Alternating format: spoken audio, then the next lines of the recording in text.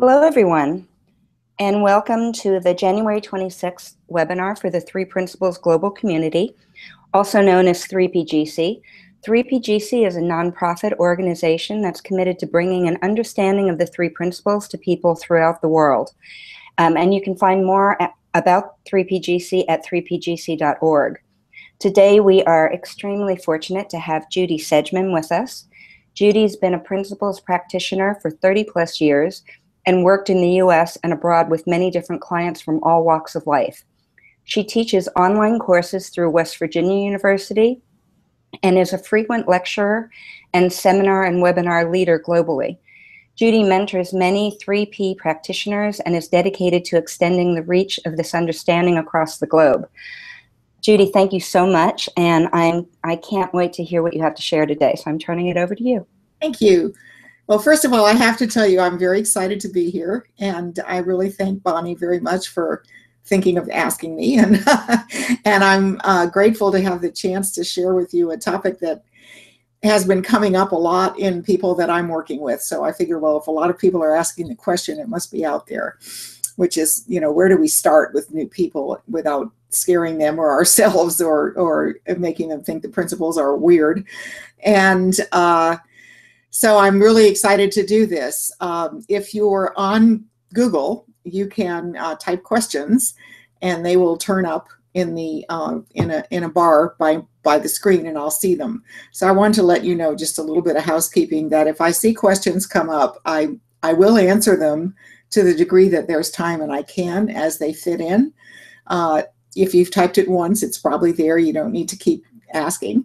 But sometimes I'll see a question and I'll think, well, I'm heading in that direction, so when I get there, I'll answer it then. So I will look at every question, and I will do my very, very best to be responsive to you. So don't despair if you ask a question and I don't stop everything and answer it right that minute. So where do we start? Well, I know when I first got involved in this work, the biggest question I had was, this is so different. How do you tell people that you're doing something that nobody's ever heard of before, which isn't quite as true as it used to be, and that is completely flies in the face of everything they think now, which is the hardest part. You know, it's not like, oh, you know how you really believe in such and such. Well, here's a new spin on that. That's not really what we're doing. We're saying you believe in such and such. Well, no. That's really not how it is.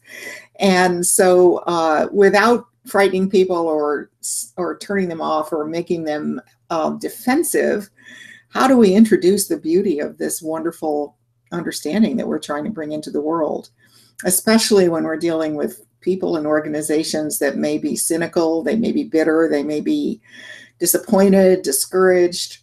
They may be very negative. They may have just gotten in the habit of being very negative because they don't really know how not to be. And they're, not everybody's just dying to learn something new, even if it's the answer.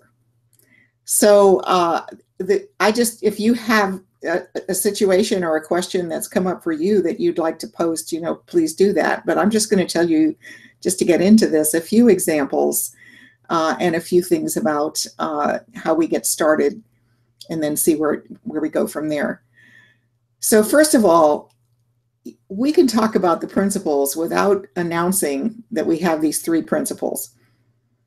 And a lot of people don't know that. They think, well, how am I going to talk about mind, consciousness, and thought? I was talking to somebody just yesterday who had that question. It's like, I'm dealing with politicians and government agencies and professionals, and they don't want to hear about principles. But everybody wants to hear about how people could be better and feel better and do better.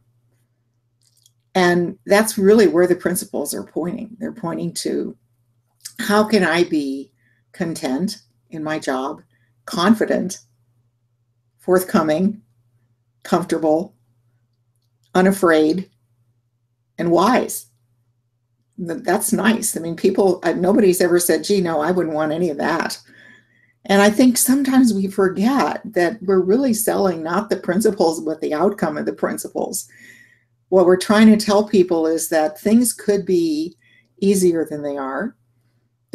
People could be nicer than they are. Solutions could be more visible to you than they are. New ideas, fresh ideas could come to mind more easily than you think.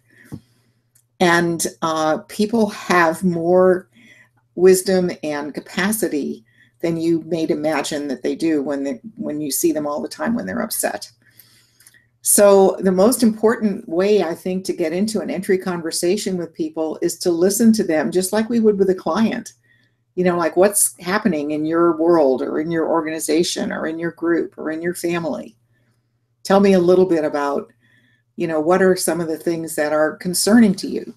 And what are the things that you want to find solutions for? What are the problems that you face every day that you're kind of running out of ideas for? Because people love to talk about themselves.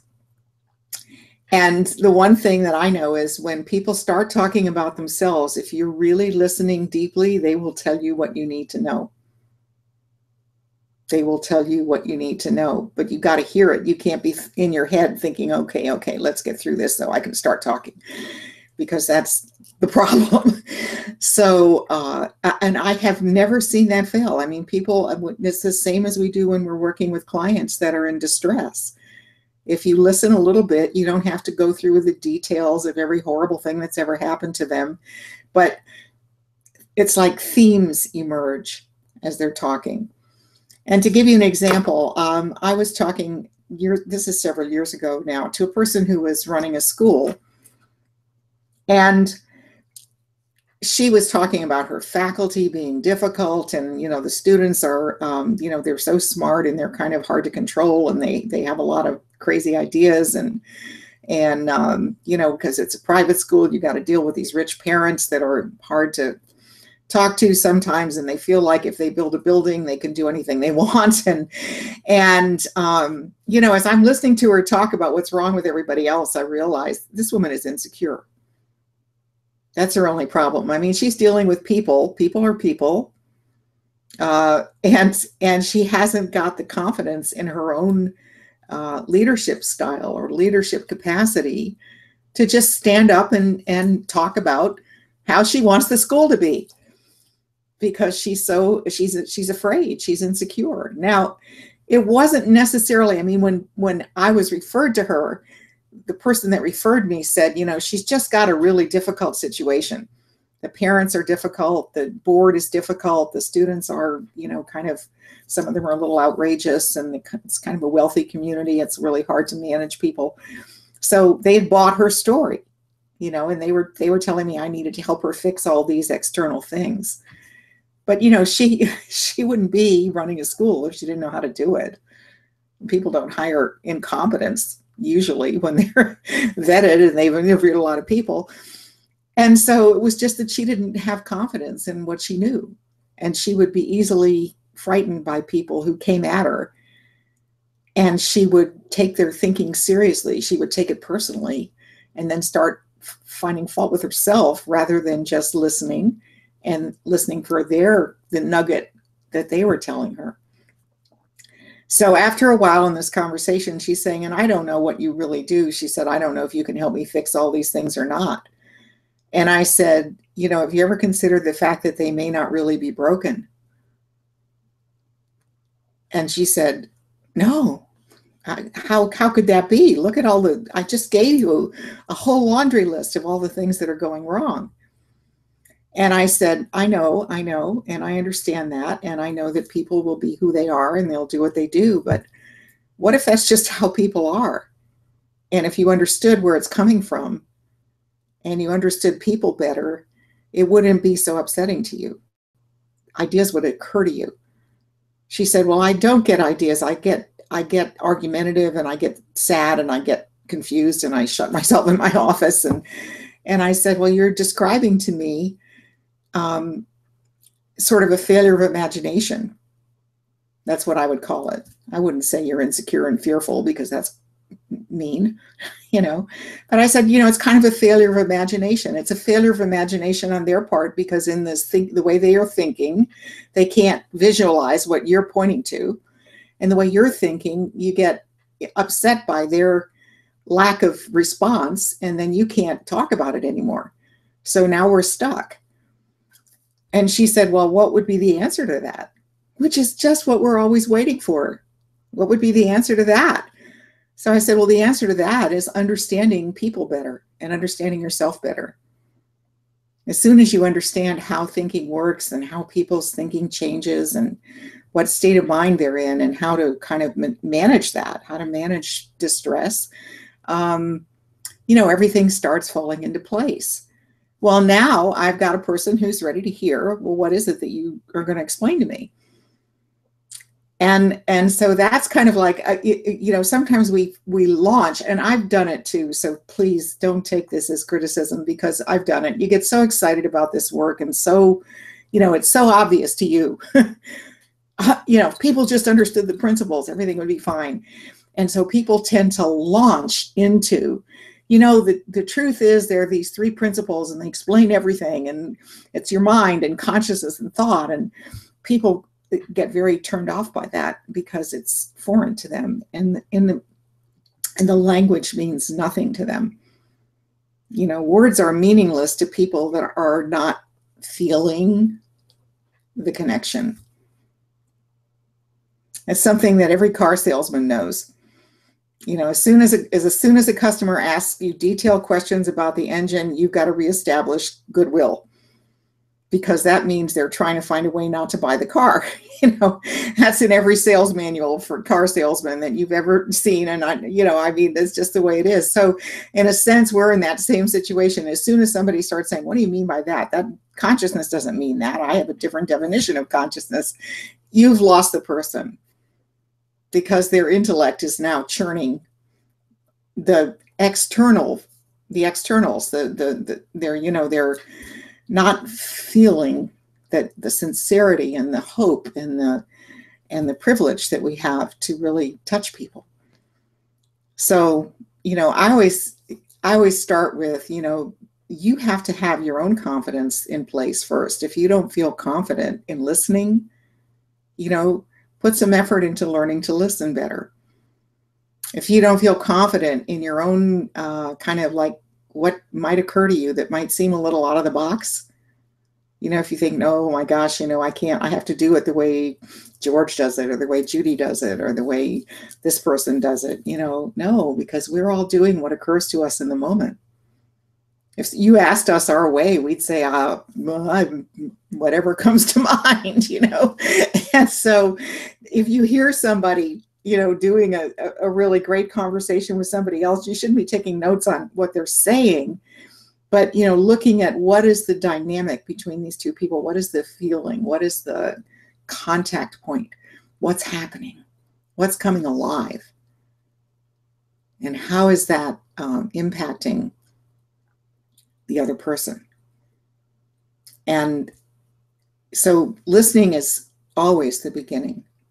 It seems funny to be doing a webinar where I just launched into talking, but I don't have a chance to listen to you. So again, post questions if you want to, and I'll do my best. But, I always find that funny, because I teach online a lot, and I start talking about listening and, how to approach the materials. And I'm thinking, this must seem very strange to them, because here's this, head talking at them, telling them, don't talk before you listen. And I have no way to listen to them. So, I have to listen in different ways, by reading their posts and reading their discussion questions and that kind of thing. But I try to be honest about it and say, look, I know this is going to seem a little strange to you because I'm here talking, but if you were in the room, I wouldn't be. You're not in the room, so you're going to have to find a creative way to get in touch with me and tell me what's going on with you. The other thing is, people want to, I was in a conversation not too long ago with somebody who was really, really deeply regretting the fact that the old principles practitioners stopped using the term health realization. They were very upset about that, because that was an easy sell. It's a descriptive term for what we do. People realize their health. And so you can call it that, and nobody's taken aback by that. And so this person was saying, I just don't understand why you guys gave that up. And I don't understand why I can't just do that. Why can't I just tell people, look, I work, I do health realization with people. Now, the answer to that is, it was in the confusion in people's mind about the significance of what we do and what we're saying. Because health realization, while it describes an outcome, it doesn't point to the fact that this is rooted in deep logic. That this isn't just another thing, another pop psych moment. So we have all these things that come up and people say, oh yeah, now I'm doing, like the paleo diet, or now I'm doing this, or now I'm doing that.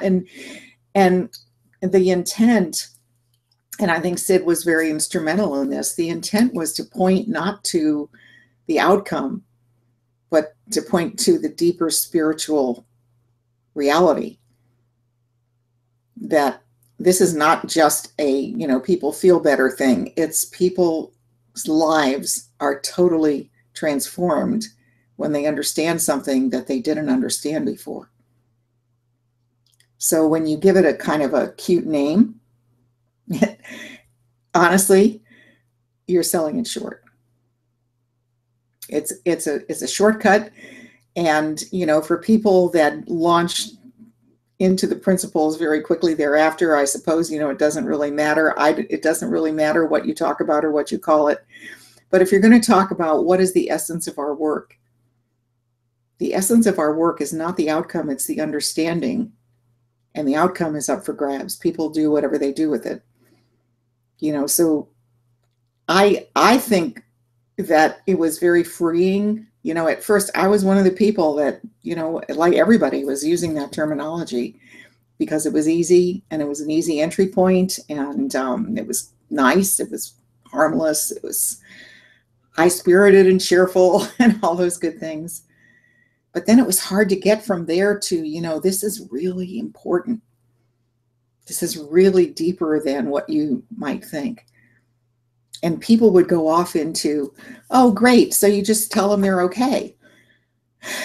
And no, that's not enough. That's not enough. So it's really better, if we're talking about outcomes, to be in the conversation with the person that you're talking to, and talking about outcomes that mean something to them. If you see what I'm saying, health realization is a generalization. And if I'm really listening to you and you're saying, my problem is that I love my kids, but I don't know how to tell them. And they don't know that I love them, and I get strict and mean, and I don't mean to, and then I can't apologize. I'm struggling with this because my kids are getting older and they're alienated from me, and I don't want that. I just don't know how to relate to kids, and blah, blah, blah, they're going on and on. Well, health realization isn't going to mean anything to them, but finding your bearings in the face of the imaginative play of kids will. Listening to your kids, understanding your kids, what they're asking for, that will mean something to them because that's what they're looking for. So see that, that as we listen, knowing that we're going to get to the logic of how the mind works, we're listening for the entry point that's meaningful in that moment to that person, not the one entrance fits all thing. We're not looking for the revolving door. We're looking for your particular room. And it's always one soul at a time. And honestly, I really see that now. In the beginning, I was thinking like, oh my, this is going to make it hard for a lot of people. But I see so much now that this is really, really important, because for a person to be deeply touched, it has to be meaningful to them. It's not just like a feel-good idea. It's like, oh yeah, that's it. That's it. And it's not going to be it if you just give it a quick label and launch into it. You want to listen until you hear the point of entry. So I hope this is making sense to you, because I think that's the biggest problem people have getting started. They get hung up themselves on it. It's really hard to talk about principles. I mean, it's an abstract concept and it's too weird, and people have other ideas about what these words mean, and people will say, how come it's not a theory? And well, if they're doing that, that means you didn't listen long enough before you started talking. Let's be honest. And we've all done that. I've done it. I still do it. I have to self-correct. But if you've listened long enough before you started talking, you'll find the magic key. And then you can talk to them about anything. So like I had a client not too long ago with somebody's son in California who was a very creative person and working in a creative field, and was uncertain and depressed. You know, that's what I was told when I started working with the person. He's uncertain and depressed, and he misses out on opportunities because he gets afraid to take the next step. You know, if somebody asks him a discouraging question, he backs off instead of answering and moving forward, and he misses jobs that he could do. And so I don't care what people tell me. I don't believe it necessarily. I don't disbelieve it. I just take it as information and start with the person that I'm supposed to talk to. So I'm talking to this young man, and he's really smart, very, very, very, very smart, very well spoken, very well educated, you know, really nice guy, just a really nice guy. And I'm asking him about his work and how he goes about getting clients as a freelancer and how things are going and all of that. And I'm not hearing fear and backing off. I'm hearing that he rushes into things with an idea before the client's ready. I keep getting this thought, you know, his problem is he's so smart and he's so capable that he gets ahead of the client, and then the client can't understand what he's talking about. That's a whole different thing, you know? So I asked him I said, is it hard to be in the field that you're in when you're as smart as you are? And he said, well, what do you mean by that? And I said, well, I can see, even as I'm talking, because you've been a searcher, I can see you getting ahead of me. I can see from some of the questions you're asking, it's like you've decided, oh, this must be like Eckhart Tolle, or this reminds me of this other book I read, or is, you know, how does this relate to that? And I haven't gone there yet. So as you're talking to me, you're already making up what you think I think, and trying to converse about that. And that isn't what I think. And he was like, yeah, that's really true. So I said, well, you know, I can't really be helpful to you if you're doing that while I'm talking, you know, because that's not going to help me to help you. So, you know, what I'm going to ask you to do is pretend you never sought anything. You never read all these other books. You never followed Deepak Chopra. You never did all these things. And your concern at this moment in time is, what about me? Not meaning me, meaning him. What about me? You know, what is it about me that is creating a problem for me? And he said, well, it isn't me, it's the clients. And I said, you know, when something happens once, fool me once kind of thing, you know, when something happens once, it might be the client. When something happens twice, it might be the client, or maybe not. When something happens 3 times, it's not the client. I said, how many times have you missed jobs that you really wanted to do, that you had the perfect thing for, you know, the perfect response to, and the client didn't get it? So he said, lots. So I said, you know, honestly, when that happens to me, and it does, and I'm talking to people and they're drifting off in their own world, or they're asking questions that are way beyond, you know, what I was trying to point to, I always have to look inside and say, you know what, I need to start from scratch again. I need to start listening again.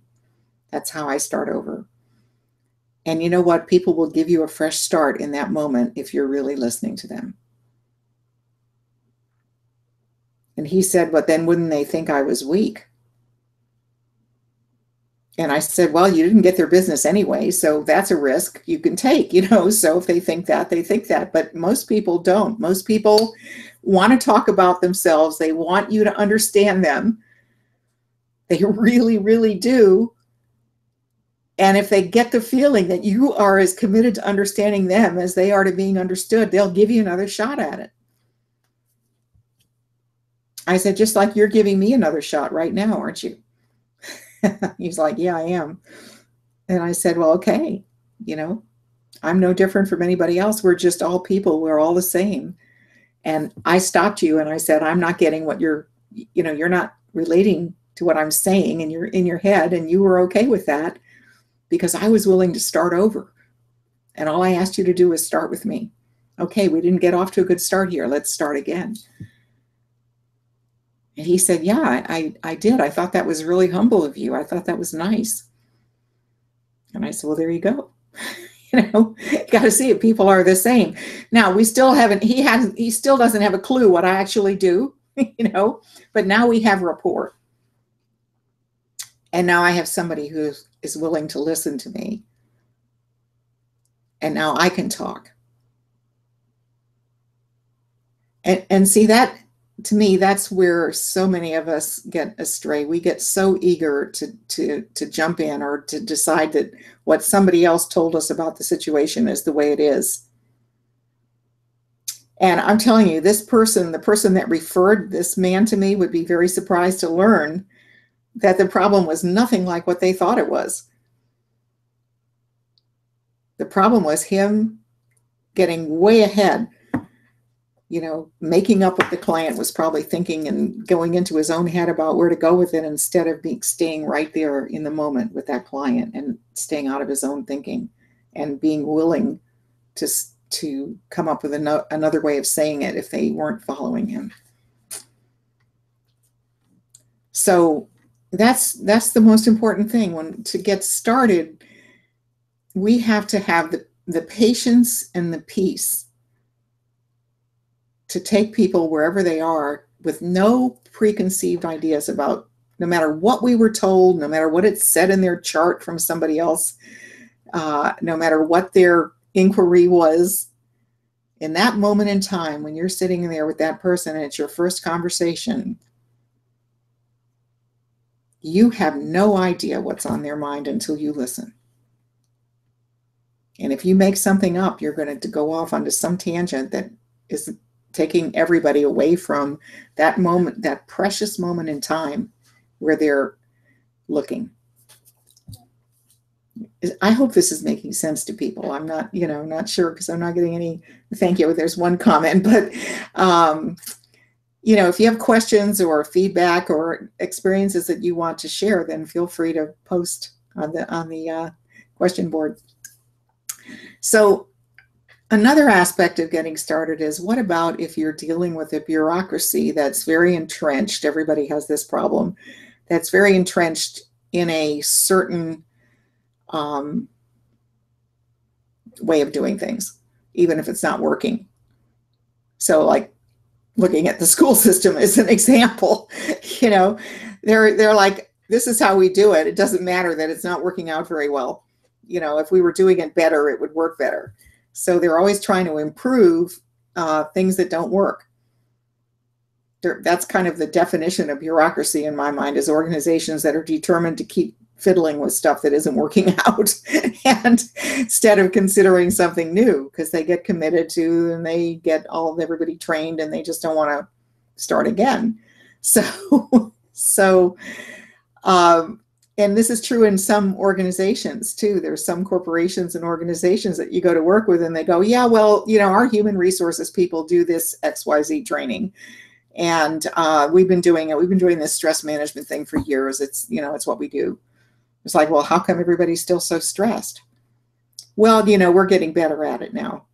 We've got more people coming in and they've got more training in the work we do. And, for a while there, we didn't have the money to do as many trainings. They have a million reasons.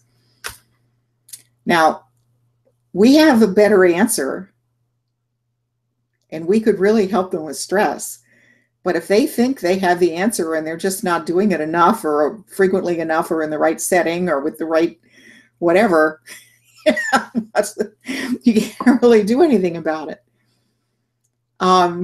So it's funny because I was talking to this is really funny. This is quite a long time ago, but I was talking to a school administrator in the Midwest, and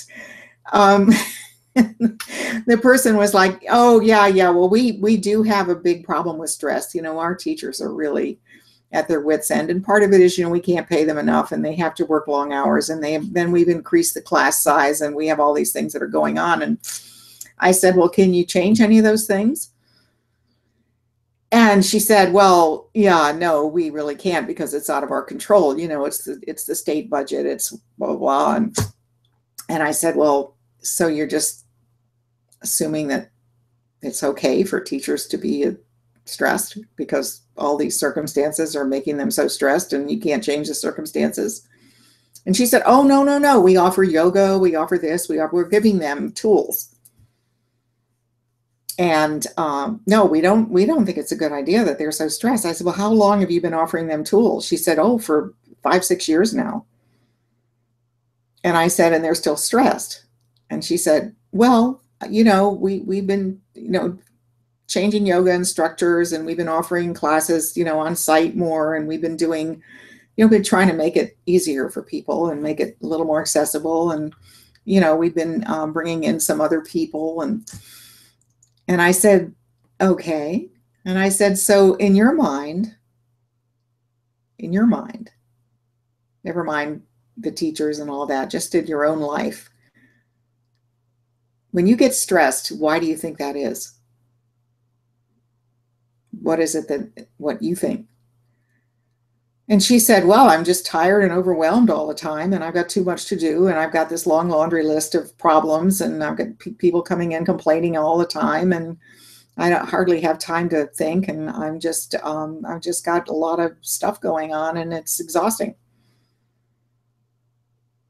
And I said, "And this is just life? That's how it is?" And she said, "Well, if you're in education, yeah, that's how it is. We're all like that."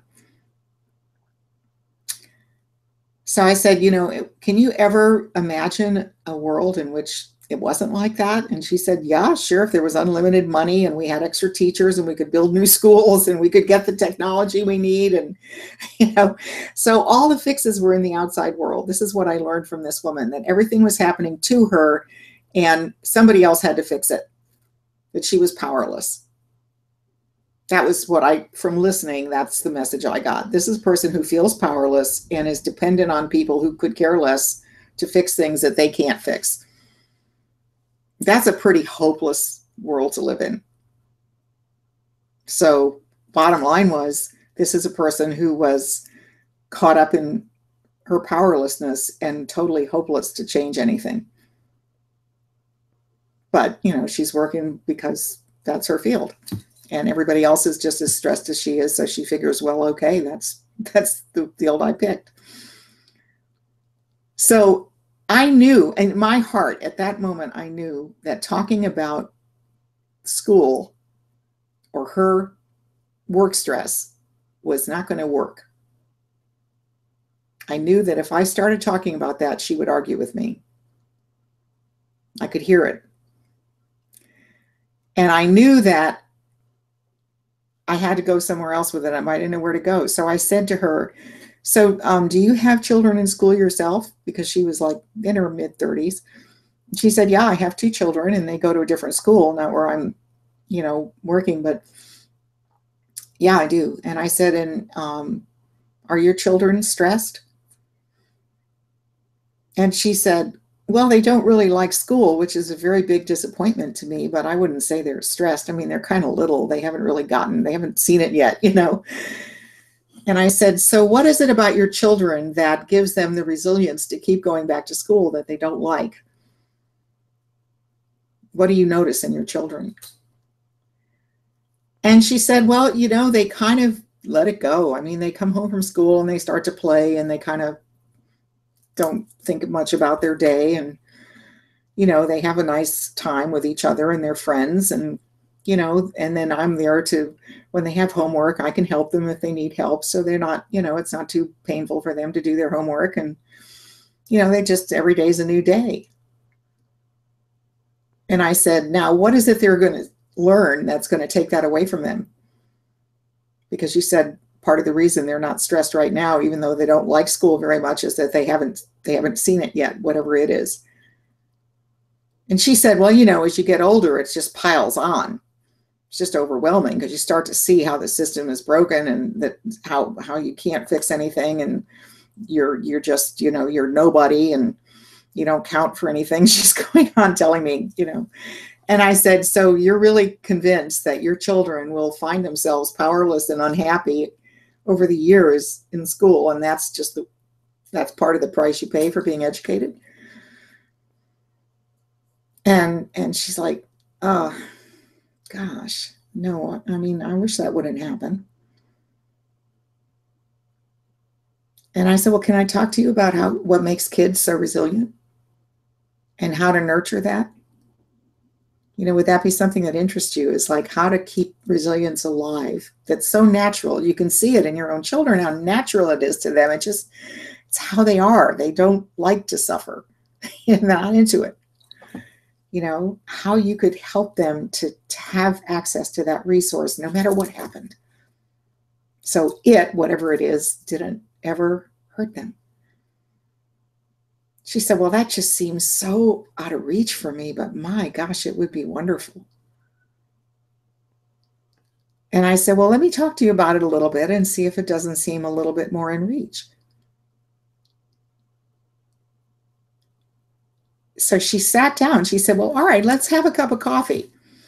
She actually, I was in her office. She called her assistant and said, cancel my next appointment and bring us some coffee if you would. And so she brought us this terrible school coffee. But anyway, we sat there for an hour, and I talked about her children and children in general, and the nature of resiliency, and how it's a birthright, how it comes naturally to us.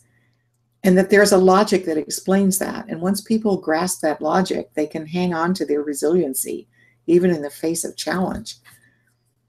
And then after about 30 minutes, she said, well, would that work for me too? Or is it too late for me? And I said, it's never too late. When you're born with something, I said, that would be like saying, if I have a heart problem and they fix it, is it too late for me? Is my heart going to give out? No, your heart's going to keep beating. It's meant to beat. So your resiliency, you'd be surprised, it's there. It's never going anywhere. You've just lost, you've lost the thread that connects you to your resiliency. So within a matter of weeks, I was doing principals training in her school. Now, if I had assumed, if I'd gone into that conversation assuming that I would eventually beat her down and be able to persuade her that we had a better stress program for her students and teachers, I would have gotten zero, nowhere, period. She would have said, no, it's not in the literature. I've never heard of it. I don't want to try new things. I've got plenty of things going here. It's the least of my worries, again, bringing in more trainers. I don't have any money in my budget. She would have had a zillion reasons why this would not work out. But when her heart engaged, when we started talking about her family, her children, and then she could see that her children were, everybody's like her. There's a mother in every child's family. There's somebody that cares about that child. She started really wondering, gosh, how can we let this happen to kids? And isn't that what happened to me? And isn't that why all these adults are in this situation they're in? Because they lost whatever that was. But when she started wondering that, she was really ready to listen to something new. And until she started wondering that, she had a million reasons why she just didn't want to be bothered with anything. So again, you got to give it, it's like you need the time and the patience and the understanding that until you hear it, until you hear what it is, for that person, in that moment, not for that person professionally, not for that person generally speaking, you're in that moment with that person. That's what you have. You have that moment in time where you're either going to talk to that person's heart and soul or you're not. That's it. And maybe if you talk to them a week later, it'd be something else. You see, that's what you got to realize, is that it's not, there's no formula here. Because maybe something else would have been on her mind. And if I'd gone in a week later, I would have heard something different from her. But I heard the entry point when I realized that she felt powerless and sad and overwhelmed. And I discovered I can't talk to her about her school. I have to talk about her life. Well, I didn't know anything about her life, but the first place you always go is, do you have children? You know, I mean, that people love to talk about their kids. So if they do have children, that's the point. So again, I can't emphasize enough, I really can't, that you have the wisdom yourself to know where to go with people. You don't need rules. You don't need better definitions of the principles. You don't need different words. You don't need labels. You don't need handouts. You don't need, folders. You don't need books. You need to be present and listen. And from that space, you have everything you need, because your own wisdom will kick in and say, oh, talk about this. And then don't be afraid to do it. Yeah, Bonnie, did you have a question? I have a question for you, if you don't mind. No, of course. What's coming to mind is, what if, or have you ever been in a conversation with someone, or what would you recommend to new practitioners if they catch themselves with their mind spinning off in their own thoughts? And, how would you bring yourself back? How would you re-engage the client? That's a great question, because of course that can happen. That's what happens, actually. We get insecure and then we start babbling. We've all done that. I've done that. So count me guilty. I've babbled. So first of all, it's having the humility to see it happening and know that, because sometimes you think, oh, I'll think my way out of this, or you get just like the clients, I can talk myself through this. No, you can't, So everybody does something different, but honestly, I have found honesty is the best. Just saying what's happening is so helpful. People really like to talk to people who are human beings. They don't really want to talk to Superman or Superwoman or whatever, Wonder Woman, or they want to talk to a person, and we all have moments where we're just really mess it up, we just get it wrong. And if you do, the easiest thing to do is to stop, take a deep breath and say, you know what? I just went off on a tangent in my own mind. I'm really sorry. I'm really sorry. And I'd really like to, start again if I could. Could we just wipe the slate clean? Or ask the person, can we just take a moment and maybe get a cup of tea, or take a little walk if you're near a door and you can walk outside for a minute and just kind of clear our heads and start again, because I know I'm confusing you and I'm confusing myself at this point. Now, if you have the ability to do that and be nice and be at peace about it, not be all like, oh, geez, I can't believe I'm so stupid. If you don't get all self-weird, just be honest, I messed up. Okay, I'm sorry. I need to start again if you're willing. People generally will give you the benefit of the doubt. It's like I tell people I used to teach what they in the old days called rhetoric, which was really public speaking. And this was when I was teaching school, and a long, long time ago. And people would say, I know, but what if I mess up? What if I mispronounce something? What if I accidentally say something that's really, really bad? And I would always say, look, people are sitting in the room. They're stuck there. They're not going to leave, because they're listening. Of course, when they were students, they had to be in class. They were going to, and they don't want to waste their time. And they're hoping you do well and that it's at least marginally interesting, so they're going to give you another start. They're going to be okay with it, because they'd much rather have you self-correct than be sitting there going, oh God, this is getting worse by the minute, So put yourself in their shoes. They want you to succeed because they want to have a better time. So all you have to do is say, I'm really sorry, I messed up. I'm going to start back at the beginning of that paragraph, you know, and people will just forget about what you said. And I said, the best part about public speaking is that as soon as you say something really meaningful and useful to them, they forgot all about what you said before, you know, because it's happening in the moment. It's rolling out. It's not like you wrote something down and they go back and keep going back and reading it and going, oh God, that's awful. You know? So it's so funny because that's how it is when you're in conversation with somebody. If you mess up, you mess up. Okay. We all do. It's human. And so my feeling is I think this is a professional 3 principles bad habit, is that we think if we understand the principles, we'll never screw up.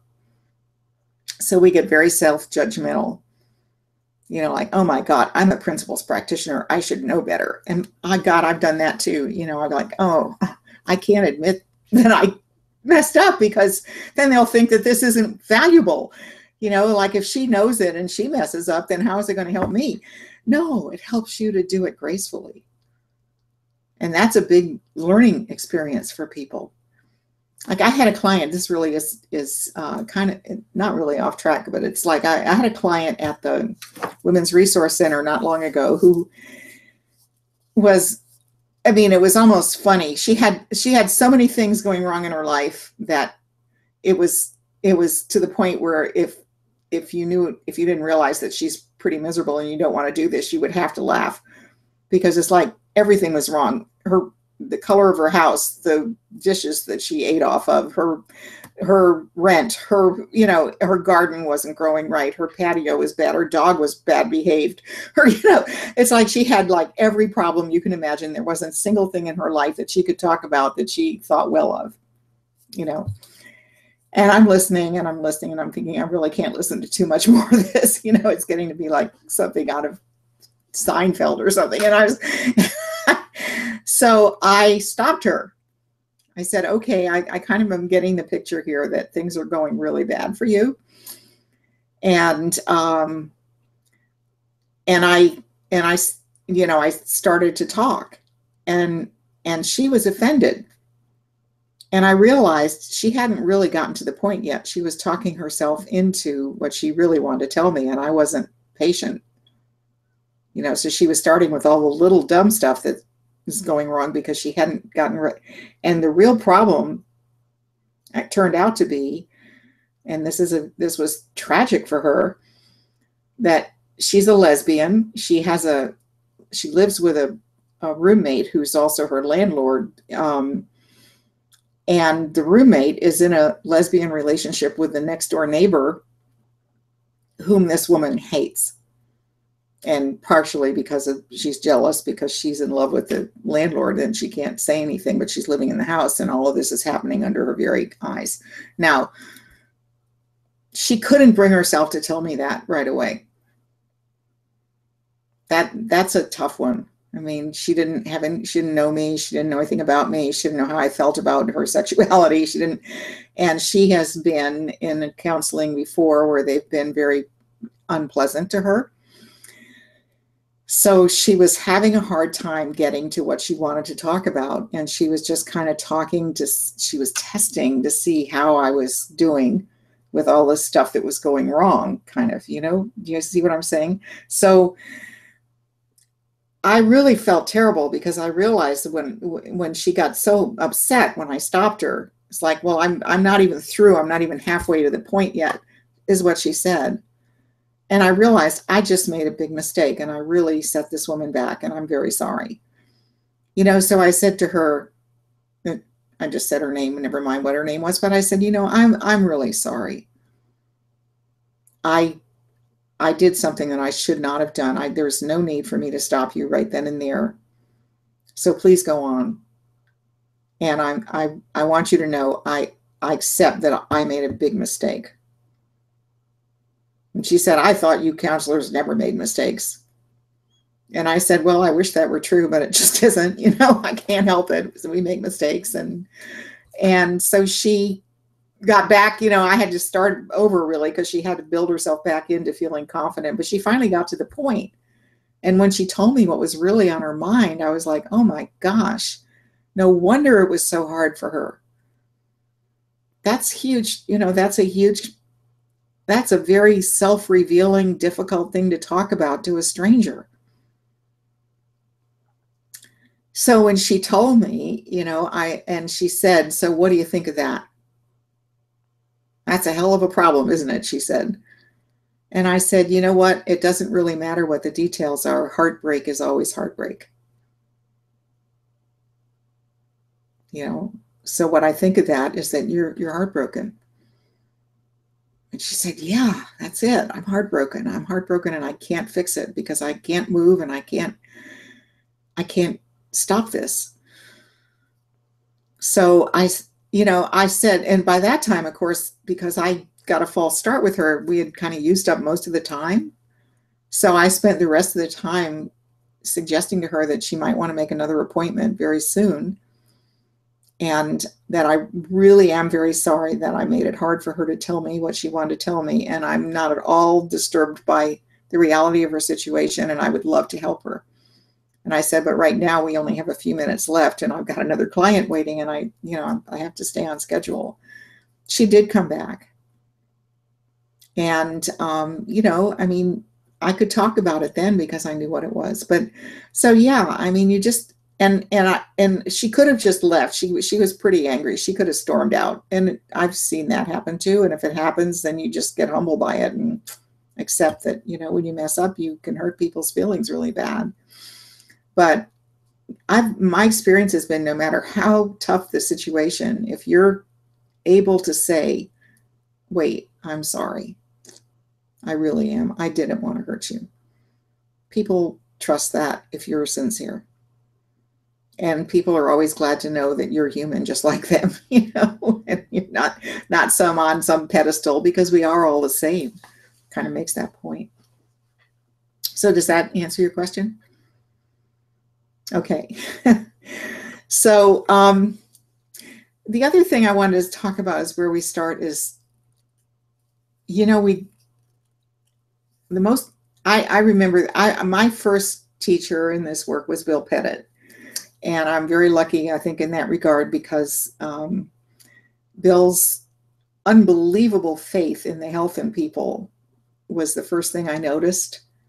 That nobody was, he just doesn't see sick. He just doesn't see it. He sees the health, and people could be, honestly, it doesn't matter what they're doing. People were doing, he was a psychiatrist, and people were doing all kinds of, he is a psychiatrist. People, his patients were doing all kinds of really bizarre and nutty things. And it was meaningless to him. He was looking at the purity underneath it all, always. And that's the first thing I learned, is that nobody is really sick. Nothing is unsalvageable. Nothing at the heart of every human situation is pure mind, thought, and consciousness, is the opportunity to see it fresh, no matter what the person's doing. I remember one time we went to I was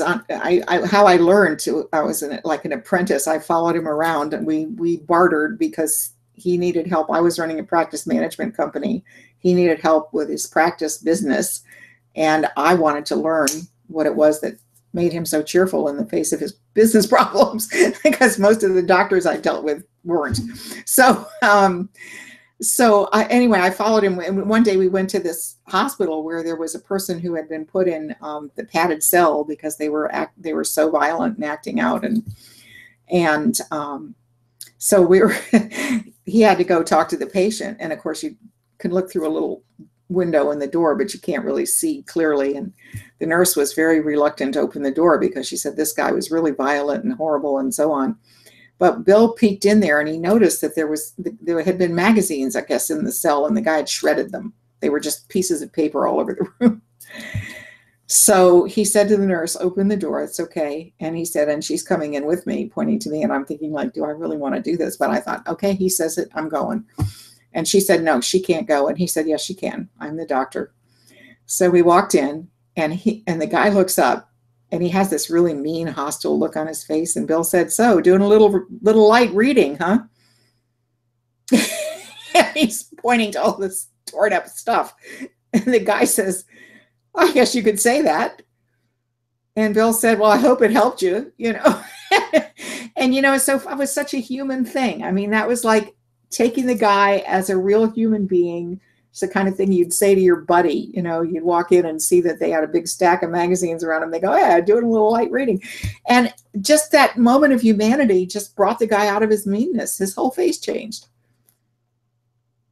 So then he says to Bill, "So who's the broad?" Pointing to me. I was younger then.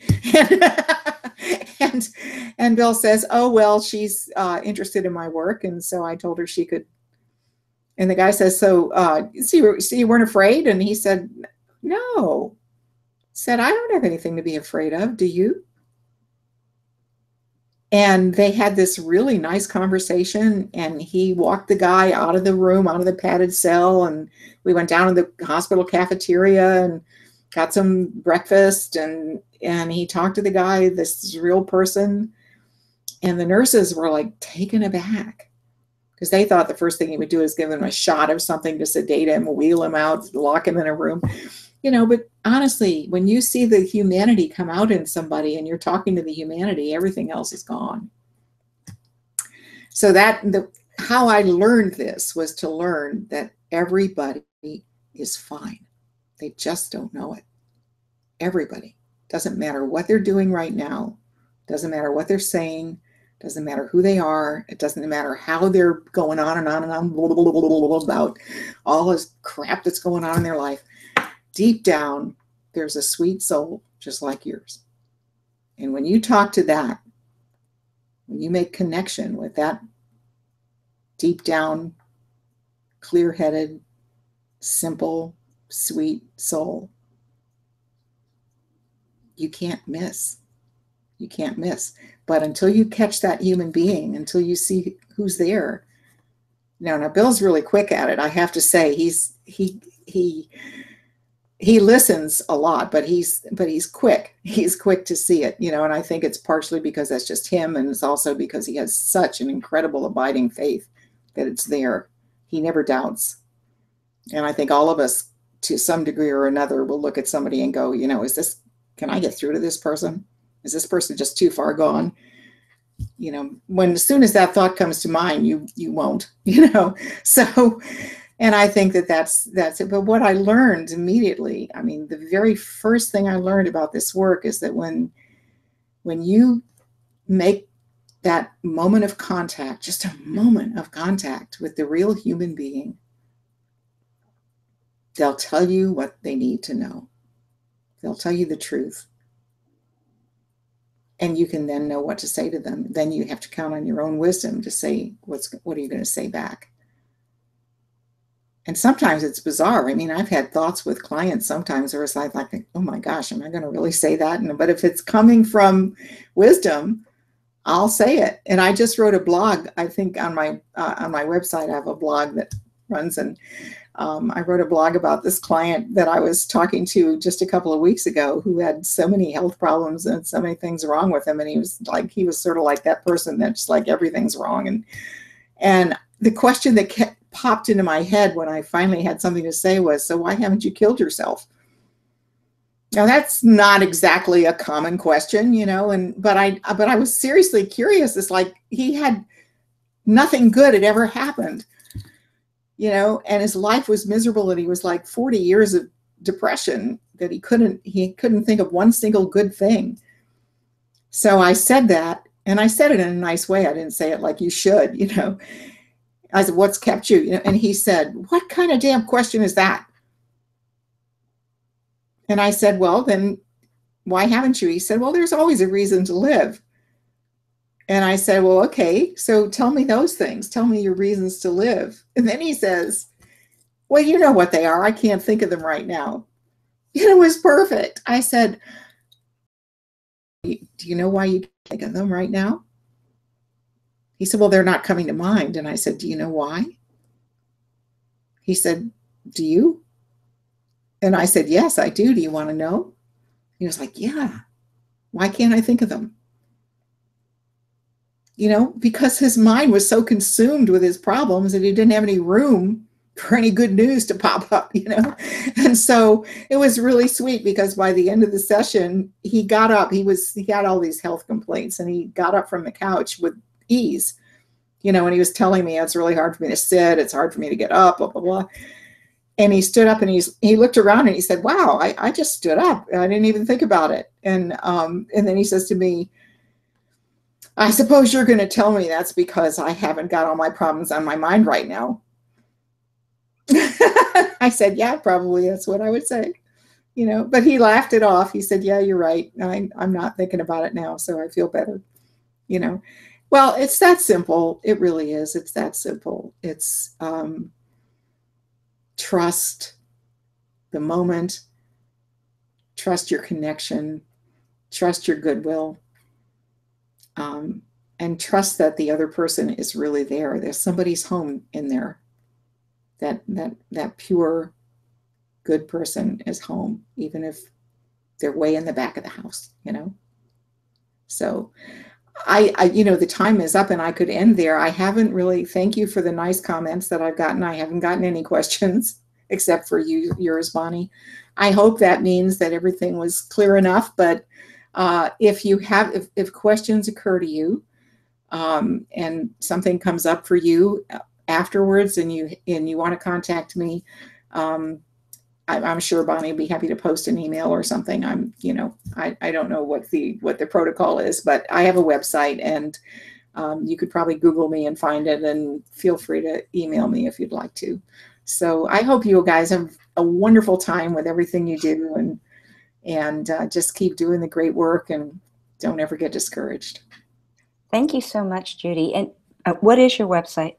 It's www.3, the letter spelled out, THREE-principles.com. www.3principles.com, with a dash between 3 and principles. Great.